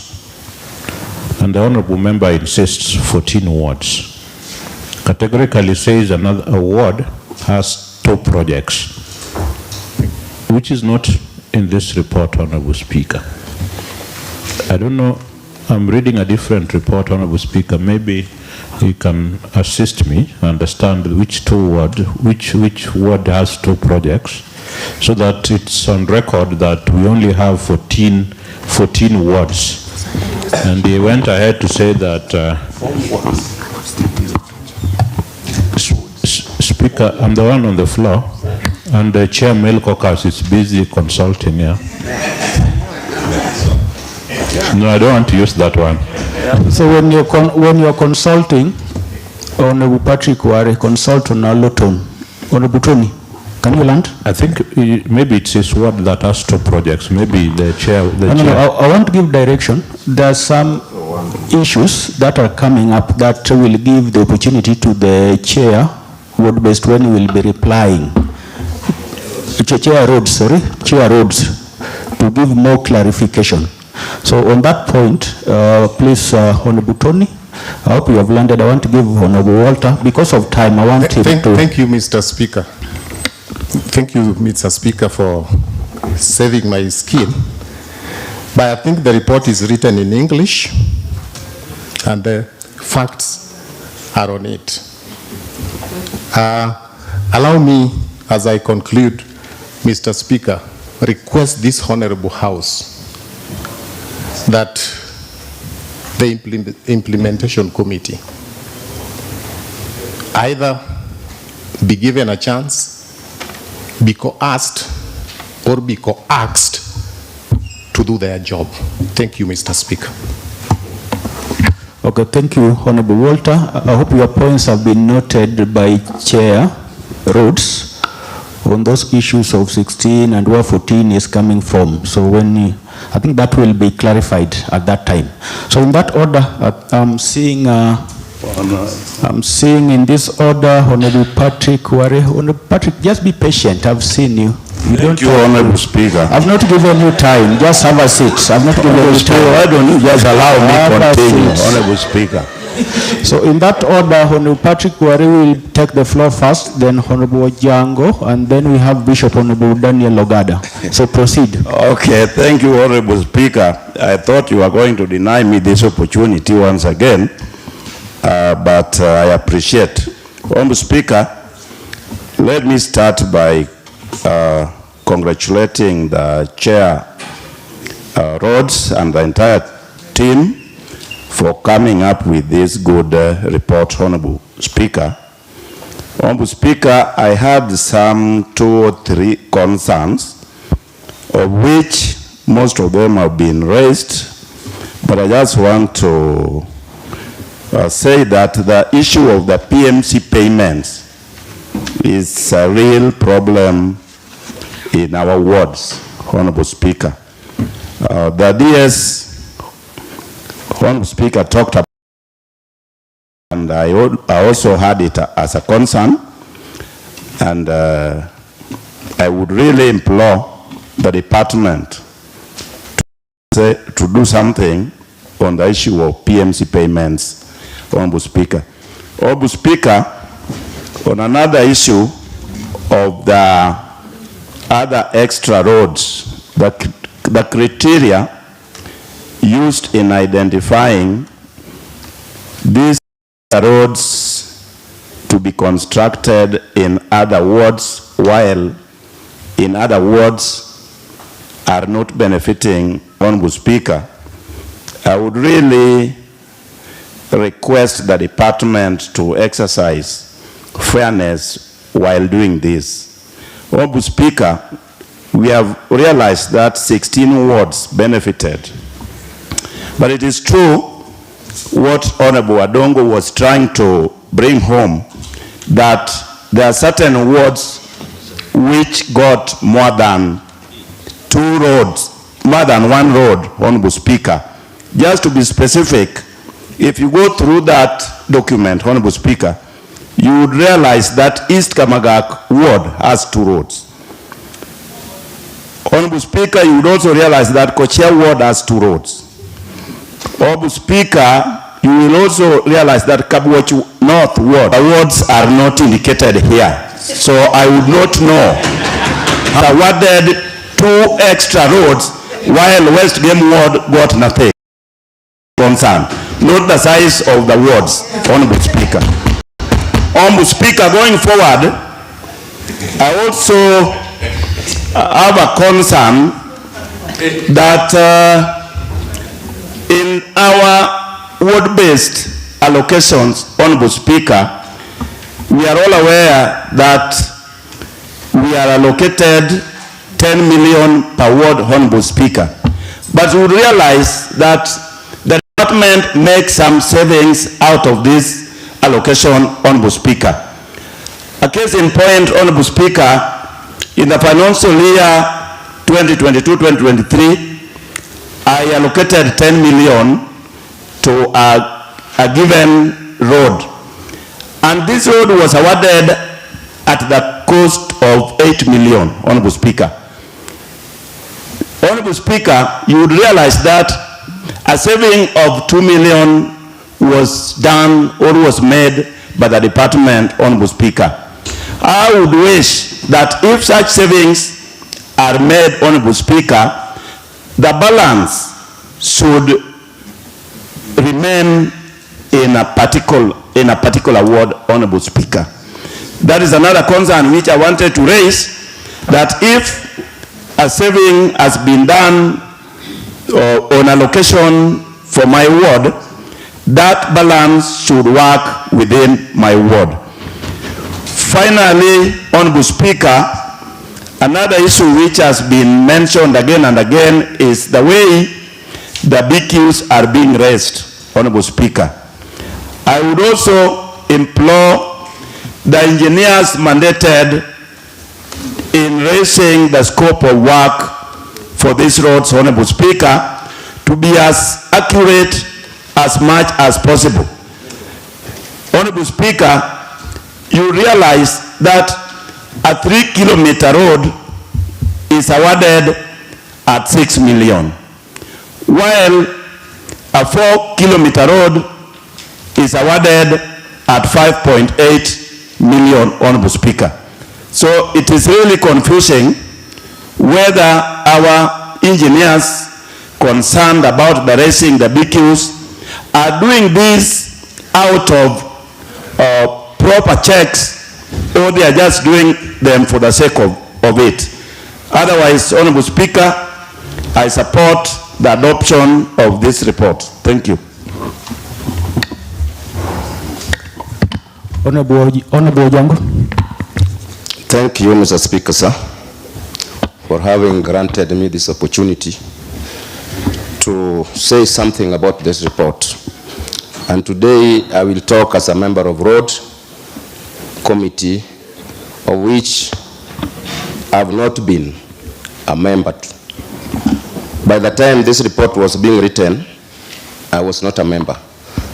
But I stand here to support its adoption because it is a very important report which explains to us the status of the projects that we agreed to be done by the Department of Roads. My concerns, first, is about procurement time. We do understand that the procurement system in this county is centralized, but we have departmental procurement officers that I would urge my able chairman of road that we agree that they start it early enough so that the delay where road consumers, that is our electorates, are really facing. Like now, in my ward of Central Karachuonyo ward, a project which was awarded in the year 2024, August, they have not started. So the procurement Department of Road should be urged to mind about time. And it is in this report that we'll make them realize that they normally start late and it affects us. Secondly, this issue of roads, we pay a lot in terms of VAT because we normally allocate 10 million, that is in terms of ward-based. Almost 2 million is taken by VAT. And the other time, we tried labor-based in education. I would like to implore the Department of Road to come up with a policy of labor-based so that we save what we are paying as tax. As all of us are aware that we only spent 1 million to come up with a very beautiful eye center which has really raised our performance status in this county. So I'm requesting my committee chair that in due time, before this budget is, the budget we are working on is implemented, we try if we can convince the executive to come up with a policy of labor base so that we save and we make more roads. Thirdly, this is of quality. This report has touched. That is why I'm supporting it. Quality. It seems there is conspiracy that we have not detected, maybe between the contractor and the county engineers. I'm not sure, I'm talking generally. I don't want to be challenged. But it seems when there is a quality, when there is quality compromised, it cannot be done when there's no agreement between the contractor and the engineers who are entrusted with the responsibility of supervision as technical staff we have in this county.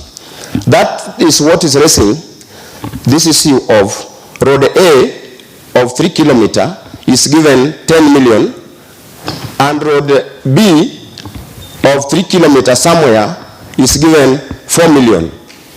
It means there is some hidden interest that are being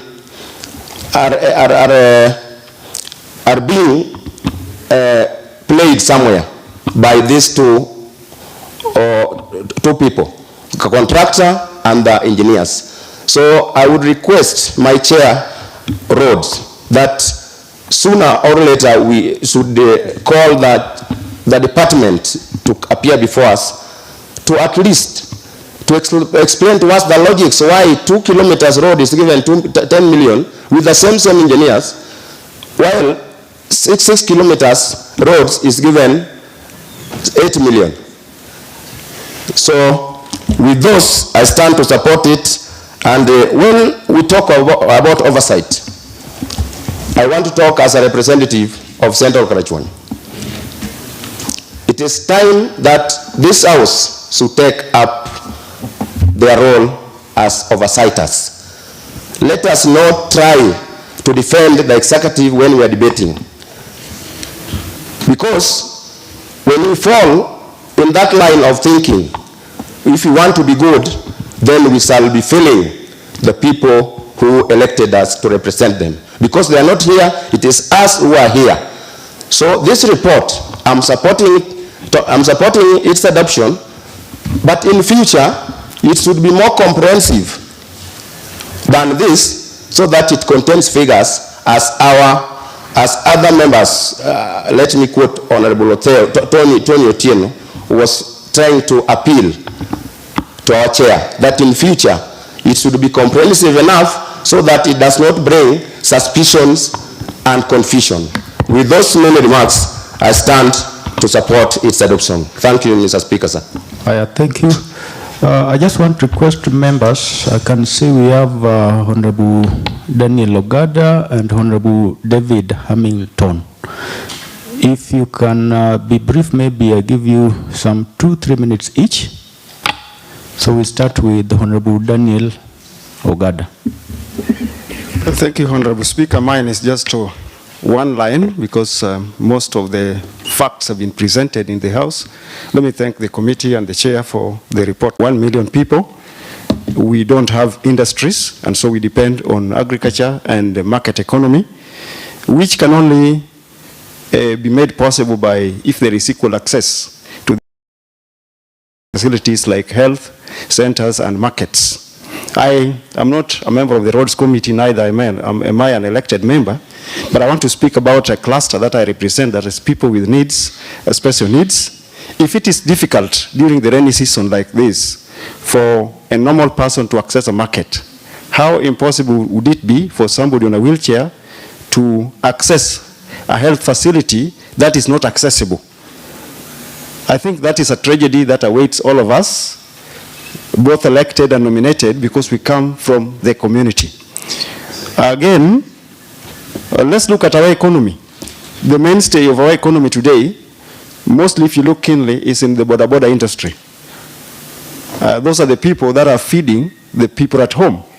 And if they cannot access centers and facilities and markets, then it means our own source revenue will go down, and therefore we will fall as a county. And I think that increases the dependency ratio, which finally comes to affect both the elected, the nominated, and the general public, and even the working class.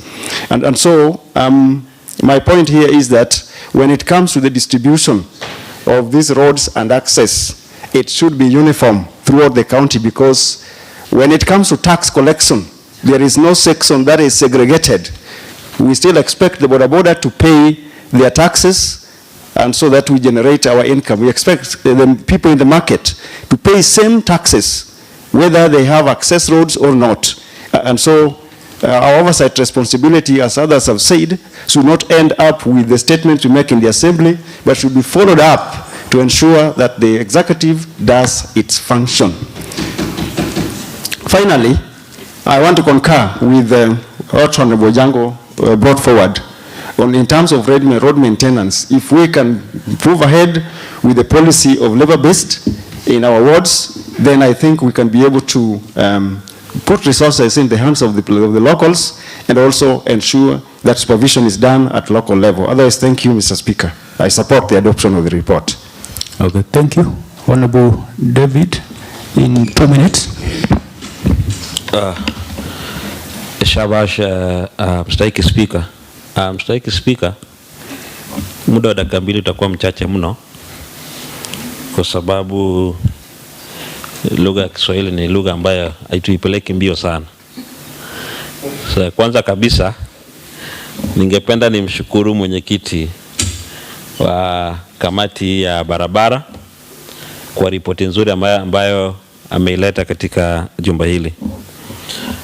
Mheshimiwa Speaker, mambo ya ugavi sawa wa rasilimali hasa za barabara katika kaunti hii ni jambo ambalo tutakuwa tunalilia mwaka nenda miaka rudi. Ni kitu ambacho tutazungumzia mwaka wa 2026, 27, mpaka wengine wetu tulikuwa tumebaki kule kwenye wodi, wengine waje hapa mwaka wa 2028, na ni kile ambacho hatutafikiwa kama waheshimiwa. Mheshimiwa Speaker, ni wazi kama meno ya ngiri kwamba kuna wodi ambazo huwezi linganisha na wodi zingine. Ukiangalia hasa baadhi ya watu wanaoishi huko, mahitaji yao tofauti tofauti. Ukiangalia wodi ya Kabwach, wodi ya Kabwach ni wodi ambayo ni kubwa sana. Huwezi linganisha na wodi ya nasema Westgate. Ukiangalia idadi ya watu ambao wako katika wodi hizo, angalia kama wodi ya Kanyekela, ama angalia wodi ya West Kamagak. Ni wodi ambazo huwezi linganisha na wodi ya Wangchie, ama wodi ya Kagan, ama wodi ya Kochia. Kwa hivyo wale ambao wanalilia kwamba tunafaa kuwa na usawa, huo usawa haiwezi timizwa. Kwa hivyo yule ambaye anataka usawa angoje zile mradi za wodi, kile ambacho tunaita ward based, hapo kuna usawa. Lakini katika hizi barabara zingine hapa usawa hatuwezi pata. Bwana Speaker, mwaka jana tulikuwa na barabara. Point of order.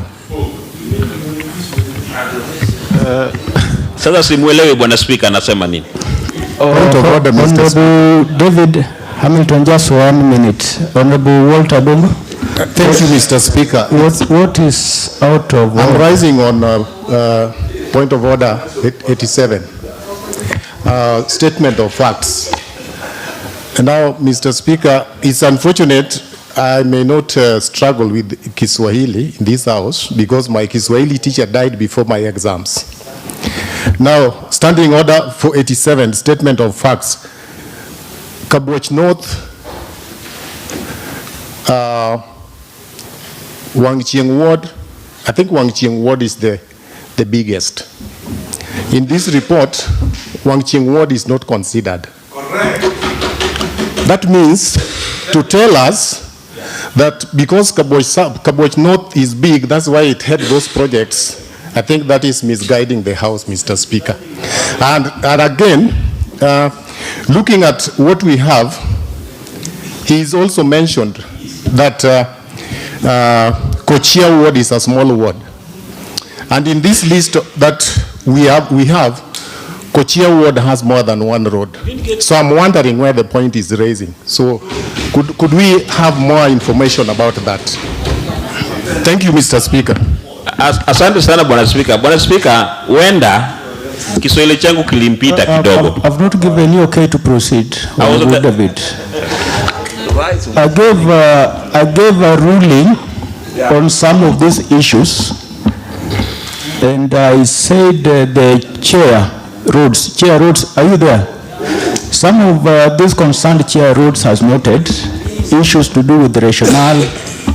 He will respond. So, point over. I want to give David Hamilton to proceed and land. Honorable David. Asante sana Bwana Speaker. Bwana Speaker, wakati ambapo tunaangalia mahitaji ya watu, kuna vipengele tofauti ambazo huwa zinazingatiwa. Kwa hivyo huenda kipengele kingine huenda kikakupita. Kwa hivyo nasema kwamba nilisema katika point of order, Honorable Speaker. Honorable David, just a minute. Honorable Susan. Thank you, Honorable Speaker. Honorable Speaker, I'm rising on order number 91, Honorable Speaker.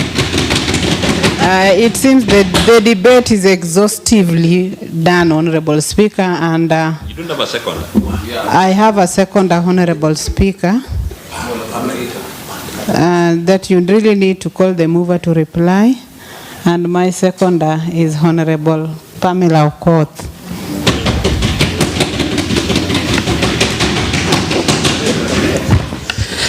Members, Honorable Susan Anyango, rising understanding order number 91, that the debate is exhausted and the mover, the chair roads need to be called to reply, and seconded by Honorable Pamela. So I therefore put the question. As many as those with similar opinion say aye. Aye. As those with the contrary opinion say nay. Nay. I have it. Chair roads, you've noted of the concern from members. Yes. So please, you can take the floor and reply. Thank you very kindly once again, Mr. Speaker. Mr. Speaker, very keenly, the House should realize that this is one of the most debated reports in this House. And other than the fact that this report has been properly interrogated, it also shows the maturity that this House is developing. That members can take good time to speak on and debate about issues concerning the people of Homa Bay County in-depthly. Mr. Speaker, so many concerns have been raised by members in this House. And if you keenly peruse this document, the issues have been addressed in the recommendations of the committee, Mr. Speaker. Other than a few like on matters PMC. Mr. Speaker, let me start with PMC. The PMC issue is not new to this House. It cuts across all departments. And as the chair of Roads Committee, we have engaged with the department on that matter. But maybe I would be wrong. The department informed my committee, and it is on record, answered would prove me right, that the issue of PMC payment is domiciled in the Ministry of Finance, not individual departments. It is the finance department that pays the PMCs. So I would request the indulgence of this House to maybe press on the Finance Committee to find out for this House and members why members of the PMCs of respective departments, the projects under respective departments are not paid. It's not only exclusive to roads. The Speaker, on the issue of equity, it has been the most emotive issue here. Mr. Speaker, let us pass this report because it has been adequately addressed here. And you'd realize, as Honorable Wadongo said, and he's sitting here, that there are some wards that got 2 roads. You realize, if you were really keen, the roads are not 16. It's only the wards that are 16. The roads are 24. So there are repetitions. There are repetitions here. And that is why the committee labored so much to speak with a lot of authority in this report on issues equity. It's been observed here very adequately. I'm the chair of roads and holding one of the largest, I'm leading one of the largest, in fact the largest ward in this county. And I did not receive a road to any health facility. So equity is very key here. That is why we need to pass this report so that the department is pressed upon to exercise equity, Mr. Speaker. Mr. Speaker, sir, majority of these issues are here. I don't need to answer every bit. On the issue of Pedo Health Center, which Mr. Honorable Tony was very passionate about, I personally visited this road even after the committee visited. It is a road that we in fact found on twice. And I want to confirm to this House that what is in this report is what is on the ground, Mr. Speaker. I'm not mad as the committee chair of roads to come up with a report on a road which is not accurate and commensurate to what is on the ground. There's a reason why I personally visited after my committee visited. When the committee was going to Pedo, I was also in North Karachuonyo. But I took time personally as the roads chair and I went with him. So what is in this report is accurately placed here. It is here in this report as it is on the ground. Mr. Speaker, I don't want to bore the House. The report is clear, and the recommendations of this report is good for the people of Homa Bay County and for our respective wards. On the issue of defacing of our posters, I've heard that Honorable Susan's ward, all the posters are intact. Maybe she can share with us the magic she's using so that her posters are not defaced. But Mr. Speaker, I want to implore this House. She is saying she's beautiful and that is why her poster is. But anyway, I want to implore this House to pass this report, Mr. Speaker, because what are contained herein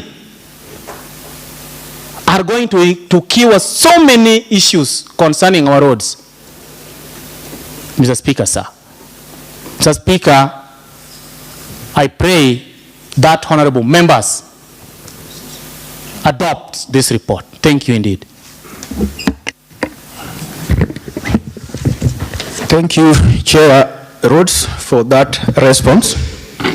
Members, I therefore put the question that this House adopts the report of the Roads, Transport and Public Works Committee on the status of other county roads that access health facilities, beaches and schools for the financial year 2023-2024.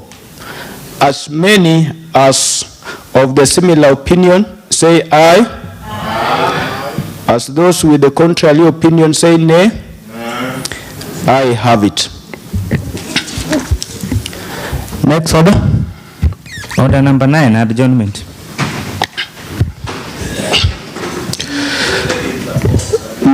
Members, the House is hereby adjourned to today, 2:30 p.m.